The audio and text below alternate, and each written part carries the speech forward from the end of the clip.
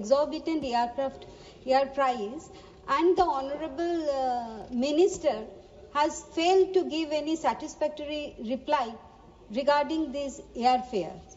So, sir, once our Honorable Prime Minister said that हवाई चप्पल वालों भी अभी हवाई जहाज में चढ़ने का सपने देखते हैं. So my question to the government, still the government believes this promise, and I would like to know from the Honorable Aviation Minister, is there any mechanism how to handle these exorbitant airfares?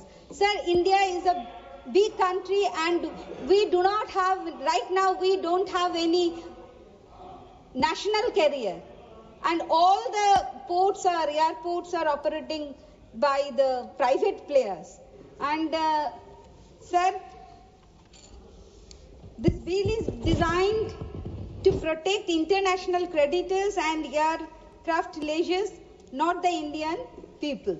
It prioritizes the financial security of foreign investors over the stability of our airlines, the livelihood of our aviation workers, and the rights of Indian passengers. This bill gives immense power to creditors, allowing them to quickly repossess aircraft if an airline defaults on payments. So many Indian airlines, including major players, have faced financial turbulence in the past. If this bill had been in place during the crisis faced by airlines like Jet Airways or Go First, creditors would have swooped in immediately, repossessing aircraft without giving these airlines a fighting chance to recover.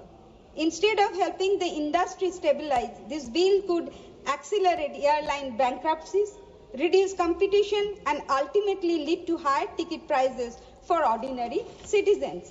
And what happens when airlines suddenly lose aircraft? Flights are cancelled, passengers are stranded, and disruptions become the normal.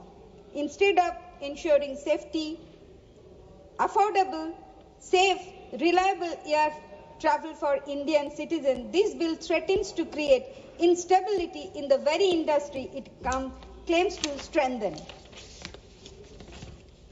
And, sir, let us not forget the hardworking people who keep our airlines running: pilots, cabin crew, engineers, ground staff, and countless others. If airlines collapse under the pressure of aggressive aircraft repossession, thousands of jobs will be at risk. Do we really want a law that puts foreign investors' interest above Indian workers' livelihood? And what about our national economy? Supporters of this bill claim it will bring more foreign investment into our aviation sector. But at what cost? If airlines are constantly at risk of losing their planes, they will struggle to expand, innovate, or even survive. This could discourage new entrants into the market and hand over control of our aviation industry to foreign leasing companies and financiers. And what is most troubling is the lack of balance in this bill. Yes, we must honor our international commitments, but we must also protect our domestic interest. The bill fails to provide airlines with sufficient time or legal recourse to renegotiate leases during financial distress. It disregards the fact that the aviation industry is cyclical. Ups and downs are part of the business. Instead of helping airlines recover, this bill seems designated to push them into insolvency faster. Moreover, the bill overrides existing Indian laws, including aspects of the Insolvency and Bankruptcy Code. This could lead to legal confusion, prolonged court battles, and an overburdened judiciary rather than the streamlined process that its supporters claim.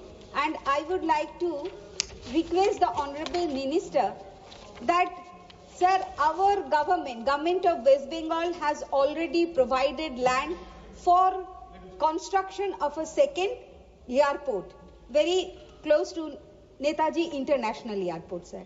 I would like to know the present status of this project. And, sir, I would like to request the Honorable Minister to introduce planes, at least 15 days intervals from London to Kolkata and from France to Kolkata. If Honorable Minister initiate this process, then I would be happy for this. Thank you, sir. Thank you. Thank you, Honorable Member. Honorable Member, Shri N.K. Prem Chandranji.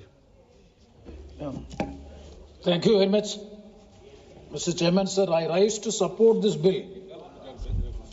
And also, I take this opportunity to congratulate the Honorable Minister, the dynamic Minister.